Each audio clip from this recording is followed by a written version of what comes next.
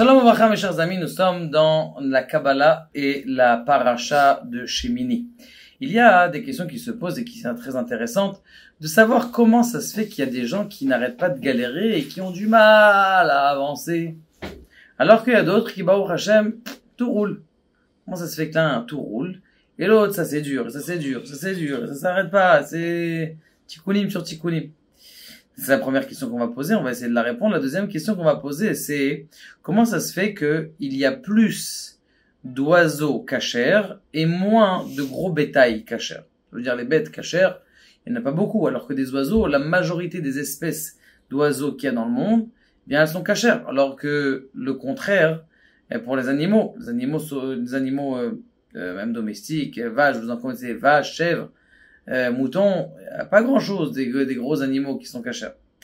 Donc ça c'est la deuxième chose. Troisième question, et la dernière, vous savez que il est marqué les signes, par exemple, de l'animal cachère dans la Torah. C'est sabot fendu et ruminé. Alors que les oiseaux, c'est pas marqué qu'il doit avoir trois pics et un pic derrière. Et alors que s'il en a deux pics, ça marche pas. C'est pas marqué ça.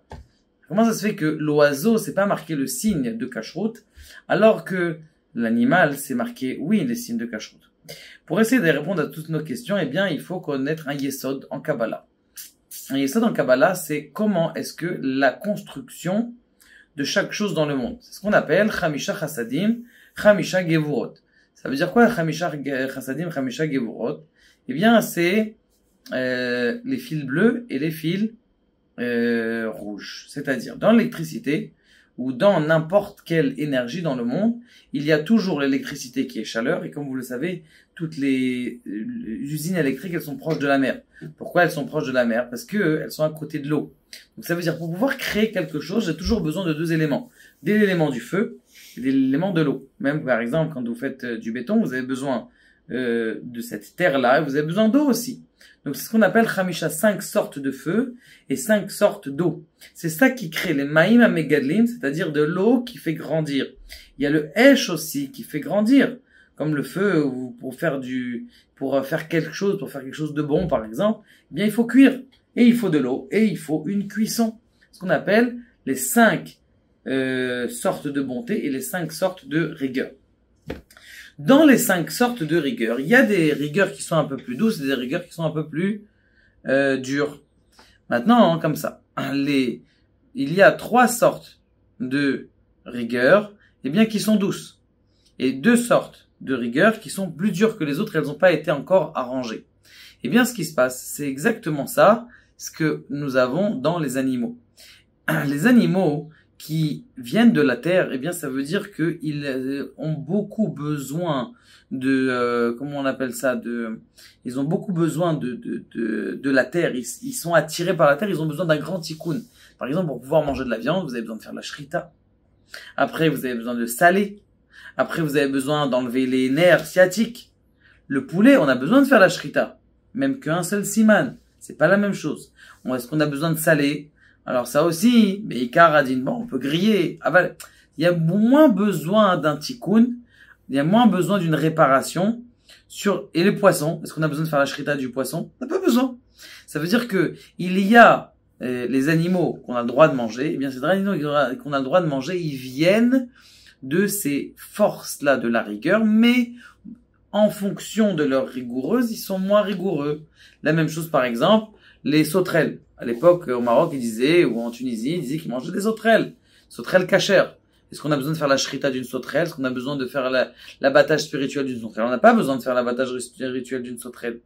Donc, ce qui se passe, c'est que plus tu es bas et rattaché au bas, plus tu as besoin d'une réparation de difficulté. Par exemple, un bœuf, il a besoin de beaucoup de préparation pour pouvoir être mangé, même quand tu veux le manger.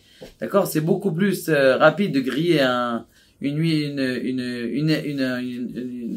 on appelle ça une aile de poulet que une entrecôte. Ça a besoin de beaucoup de préparation. Pourquoi? Parce que justement c'est rattaché et ça vient des grandes rigueurs. Maintenant de là on apprend quelque chose comme ça. On s'est posé la question, comment ça se fait qu'il y a des gens qui ont du mal dans leur vie? Eh bien la réponse, ça dépend d'où il vient.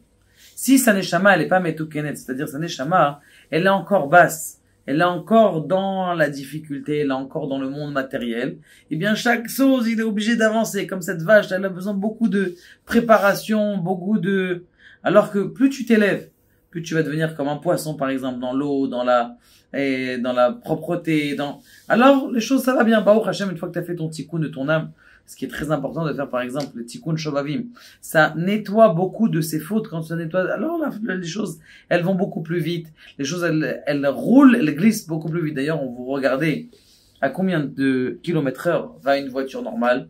Maximum 180, 280, si c'est une Formule 1. Mais un avion, le plus petit des avions, comme il est élevé, tu t'es élevé, à combien ça va? T'as déjà le début, juste pour décoller, t'as besoin de 400 ou 350 km heure. Et pourquoi il va si vite? Eh bien, tout simplement parce qu'il est élevé. Plus tu vas t'élever, plus les choses, elles vont aller. Plus tu vas rester bas, plus tu vas avoir des problèmes. Ah, avec le shalom bayit, ah, avec les enfants, ah, avec ça. Pourquoi? Parce que justement, t'es encore terre à terre. Plus tu vas t'élever, eh bien, plus, Bezrat Hashem, tu vas voir que toutes les choses, elles vont couler facilement. Baruch Adonai, la Olam Amen.